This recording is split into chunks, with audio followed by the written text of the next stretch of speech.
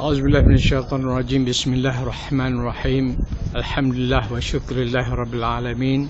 Wassalatu wassalamu ala rasuli wa ala alihi wa sahbihi ajma'in. Assalamualaikum warahmatullahi wabarakatuh.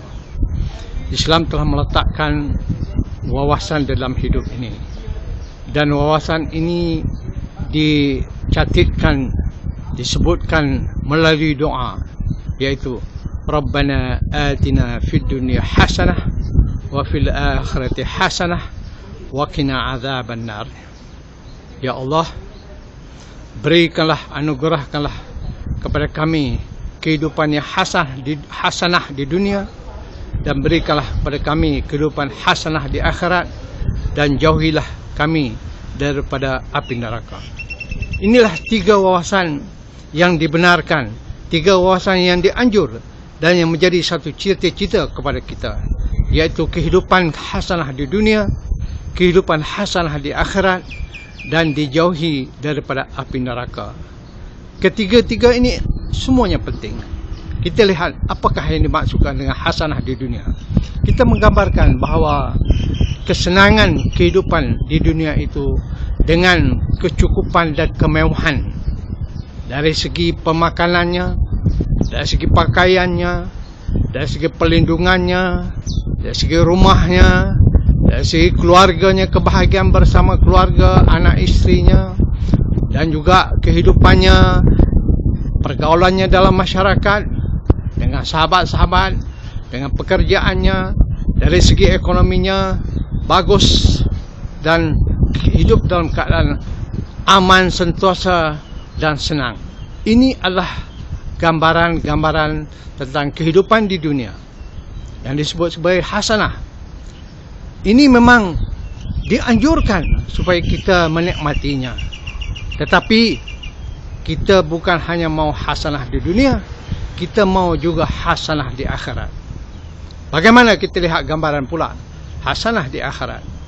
Dia bermula daripada kita menemui kematian kita. Apakah dia dalam husnul khatimah ataupun su'ul khatimah? Apakah pengakhiran hidup kita dalam keadaan yang baik ataupun sebaliknya?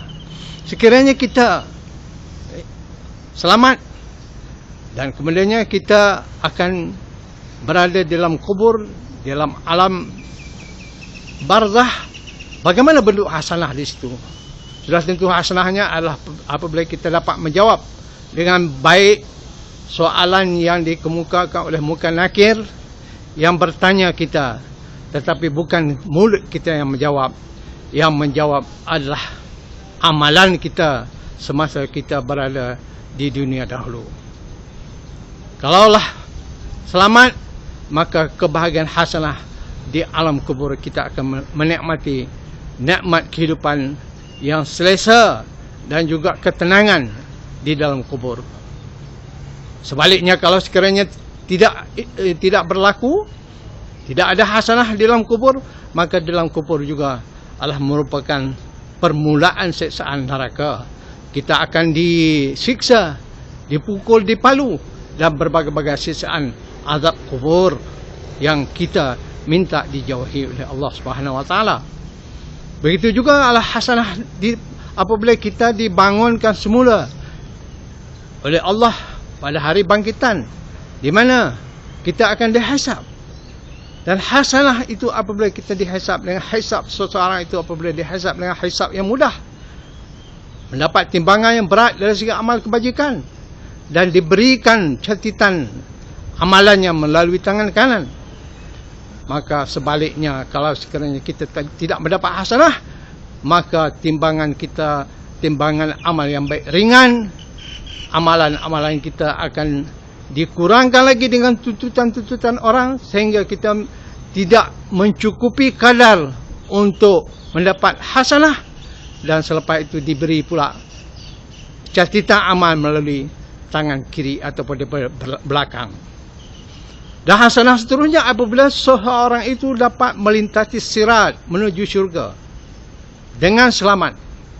Digambarkan berbagai-bagai bentuk kelajuan, seperti kilat, atau burung terbang, atau menaiki kenderaan, atau berjalan dan berlari, ataupun mengesut dan sebagainya, bergantunglah kepada amalannya. Maka kalau hasanah tidak diperoleh ketika itu, maka seorang itu akan terjatuh di dalam api neraka Allah, dalam siksaan Allah. Maka hasanah seterusnya adalah apabila kita dapat memasuki syurga Allah. Setelah mendapat pengampunan Allah, memasuki syurga Allah yang penuh dengan kenikmatan. Terlalu banyak gambaran yang disebut dalam Al-Quran, daripada keseronokan dan kesedapan makan minumnya, dari segi remaja dan kemudaannya, dari segi perhiasan-perhiasan di dalam istananya, dari segi landscape dan pemandangan yang indah di dalam syurga, dari segi berbagai-bagai makanan daripada buah-buahan, daging yang enak, dan daripada pelayanan daripada bidadari dan juga pelayan-pelayan dalam syurga, dan kenikmatan bertemu dengan siapa yang kita sukai, melawat ke sana kemari, dan satu kenikmatan yang paling besar adalah melihat wajah Allah di syurga. Inilah gambaran kehidupan hasanah di akhirat. Sementara azab Allah Subhanahu wa taala di akhirat terlalu besar dan terlalu hebat.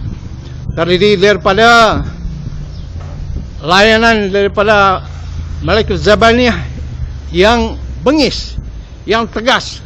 Begitu juga dengan siksaan dengan apinya, dengan pembakaran, dan siksaan dengan rebusan